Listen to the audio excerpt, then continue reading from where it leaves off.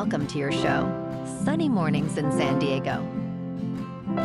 I'm your host, Melissa, and it's Thursday, April 10th. You'll be interested to know, 113 years ago, today in 1912, the RMS Titanic embarked on its maiden voyage, which tragically ended several days later when the luxury liner struck an iceberg and sank, leading to the loss of over 1,500 lives.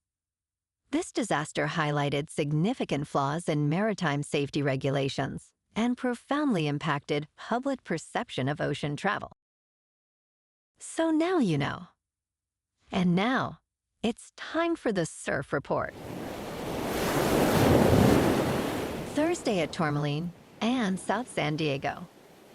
It's looking clean this morning with waist to chest high sets rolling in.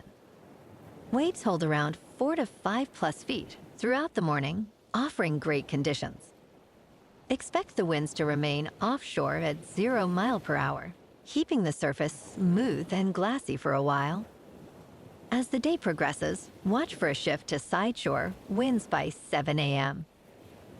Best time to ride is at 6 a.m. with the 4-foot incoming high tide, when the west-northwest swell is 4 feet at 15 seconds, and the offshore wind is 0 miles per hour. The first high tide Thursday will be 4.5 foot just after 8:30 a.m., with a 0-foot low tide at 2:45. The nearshore buoy at Mission Bay West reads 63 degrees for the water temperature. Friday through Sunday showcases a solid surf window with clean conditions in the mornings, featuring 3 to 5 feet waves on Friday, transitioning to 2 to 3 feet on Saturday. Sunday brings consistent 4 to 6 feet surf, with fair to clean conditions prevailing. Afternoon sessions may experience increased chop, especially on Saturday. Overall, expect fun rides, particularly during the early hours each day. This morning, it's areas of fog, and it feels like 60 degrees with no wind. The sunset will take place at 7:17, and it will rise again tomorrow at 6:25. It looks like we're in for some foggy conditions early this morning, clearing up by mid-morning, leading to mostly sunny skies, with a high near 75 and a light breeze. Tonight, expect partly cloudy skies with patchy fog after 11 and a low of 55. Looking ahead in the weather, expect patchy fog in the morning on Friday, then mostly sunny with a high near 75. Nights will be mostly cloudy with lows in the mid-50s. Saturday brings partly sunny skies and a high near 69, followed by another mostly cloudy night. Sunday continues with partly sunny conditions and a high near 68, and Monday looks mostly sunny with a high near 67. Nights remain partly cloudy with lows in the low 50s. Bonjour, food enthusiasts. This podcast is brought to you by Versailles Cafe and Pastries in Encinitas. Nestled on El Camino Real South, just north of Encinitas Boulevard, this cafe is a haven for culinary delights. Indulge in their amazing Eggs Benedict or their gluten-free crepes. You can grab a panini for lunch or just breeze on through to get your morning coffee. They are open every day from 8 to 5. So stop on by and don't forget to tell them Sunny Morning sent you.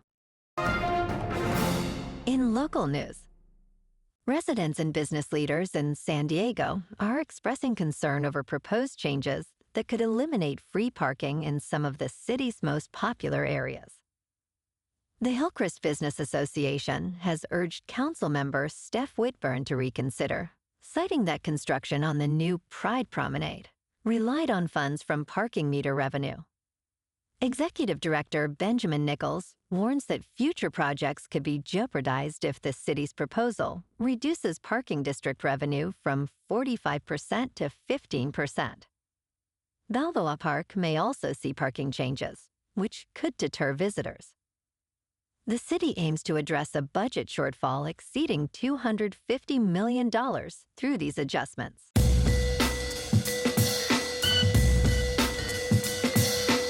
Now on to sports. The Masters begins today, marking the start of golf's major season at Augusta National. Will Scottie Scheffler defend his title, or will Rory McIlroy finally win another major? Scheffler is currently the top player, but he has not won this season. McIlroy is in excellent form, yet struggles to close out majors. Colin Morikawa ranks high statistically, but has more runner-up finishes than wins. Other contenders include Bryson DeChambeau, Ludwig Aberg, Justin Thomas, Xander Schauffele, Joaquin Niemann, Brooks Koepka, and Hideki Matsuyama, each with strengths and weaknesses. Who will wear the coveted green jacket? In local sports. Yesterday afternoon, the Lakers defeated the Mavericks 112-97 at the American Airlines Center. Luka Doncic led the Lakers with 45 points, including 7 three-pointers.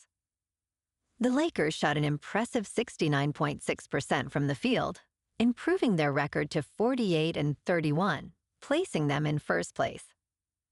Tonight, the Lakers face off against the Houston Rockets, who are 52-27, at the Crypto.com Arena. Tip-off is at 7:30.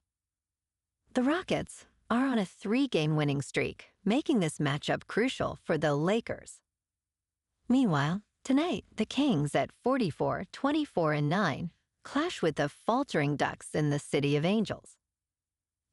Adrian Kemp, with 29 goals and 31 assists, leads LA, who are favored by 1.5. In top news, concerns arising after President Donald Trump stated, "This is a great time to buy," just before announcing a pause on tariffs for 90 days.